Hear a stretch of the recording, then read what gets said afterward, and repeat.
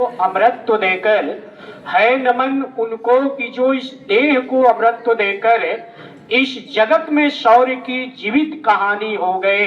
है नमन उनको कि जिनके सामने है नमन उनको कि जिनके सामने बौना हिमालय जो धरा पे गिर पड़े पर आसमानी हो गए, पर आसमानी हो गए।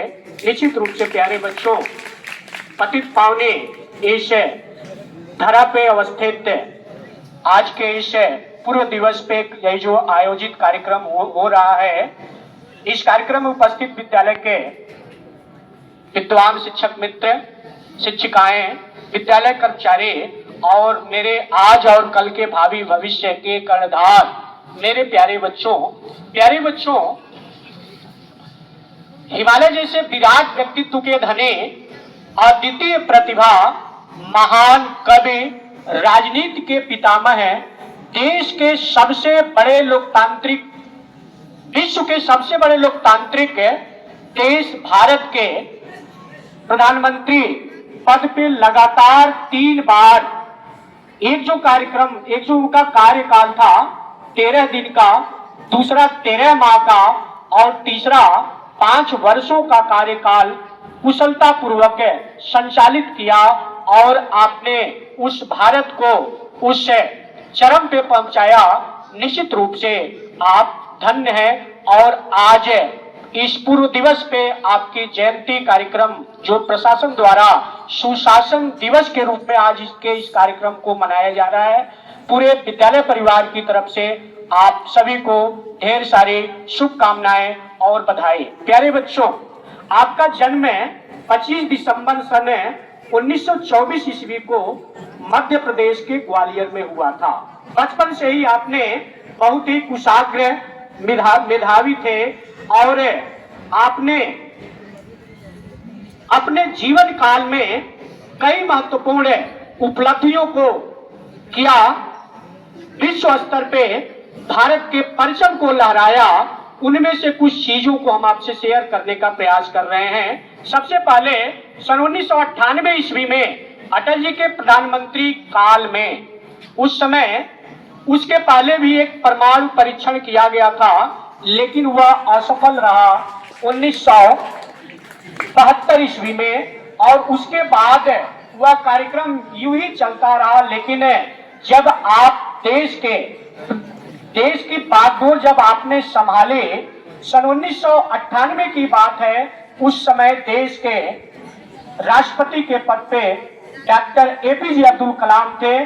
और प्यारे बच्चों, आप विश्वास नहीं कीजिएगा कि यूरेनियम की मांग के लिए अमेरिका की जो दादागिरी थी, वह अमेरिका कभी नहीं चाहता था कि भारत परमाणु शक्ति संपन्न राष्ट्र बन सके। और ये भी आप जान लीजिएगा कि 1964 ईस्वी में जब चीन द्वारा परमाणु परीक्षण किया गया, तभी से भारत की बेचैनी लगातार बढ़ती जा रही थी। और ऐसे कंडीशन में किसी को कुछ भी पता नहीं चला।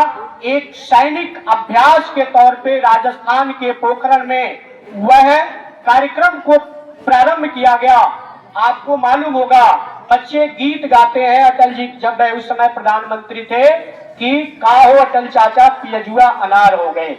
मतलब आप कल्पना नहीं करेंगे कि उस समय जो प्याज की जो कीमत थी, वह अनार की कीमत जैसी महंगी हो गई थी। उसका मेन और एक ही रीजन था, चूंकि चुपके से अमेरिका लाख प्रयास करता रहा, लाख मना करता रहा, लाख पाबंदियां करती रही, यूरेनियम को नहीं दिया। उसके बावजूद भी चुपके राजस्थान के पोखरण में सुरंग के माध्यम से 3:45 पे, चूंकि प्याज का प्रयोग उसमें रेडिएशन को रोकने के लिए किया गया था, चूंकि उसका जब वो किया गया तो उसमें से अल्फा बीटा गामा रेज निकलती थी, किरणें निकलती थी। उस रेडिएशन को रोकने के लिए उसमें कई 100 टन प्याज को लाया गया। और इस आधार पे प्यारे बच्चों, वह पोखरण का वह द्वितीय बार जब प्रयास किया गया तो भारत परमाणु शक्ति संपन्न राष्ट्र की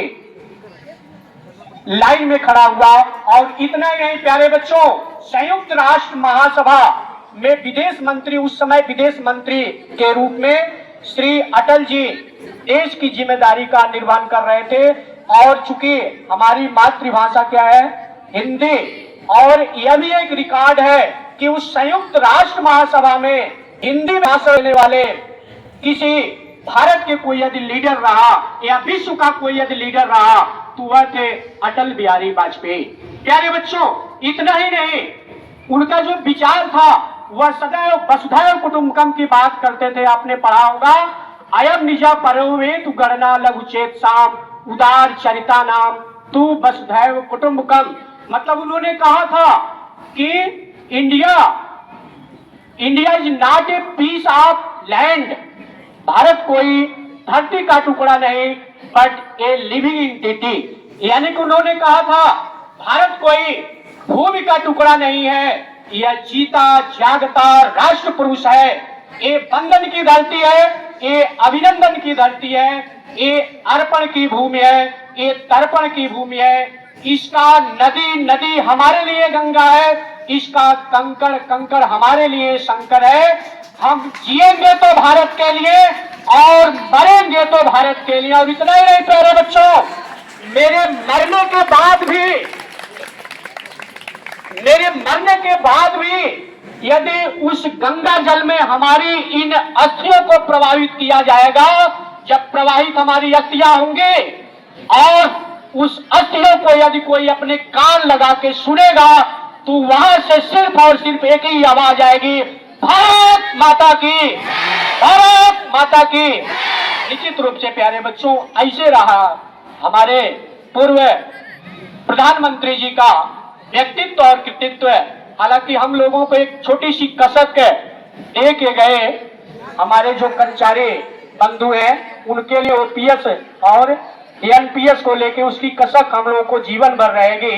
लास्ट में प्यारे बच्चों, अंत में आज सुशासन दिवस पे हम सभी लोगों का यही संकल्प होगा कि अपने जीवन में ईमानदारी, अनुशासन और सेवा भाव को अपनाएं और एक जागरूक नागरिक बनकर एक सशक्त और समृद्ध राष्ट्र का निर्माण करने में। और इतना ही नहीं, वर्तमान के हमारे जो यशस्वी प्रधानमंत्री श्री नरेंद्र दामोदर दास जी मोदी और हम सभी के मार्गदर्शक उत्तर प्रदेश के यशस्वी, ओजस्वी, तपस्वी, मनस्वी मुख्यमंत्री जी का जो विजन है 2047, यदि हम ईमानदारी से, हम कर्तव्य निष्ठा से अपने कर्तव्यों को करते रहे तो निश्चित रूप से वह हमारा जो उद्देश्य है, हमारा जो विजन है, वह बिल्कुल ही सूक्ष्म मात्र होगा।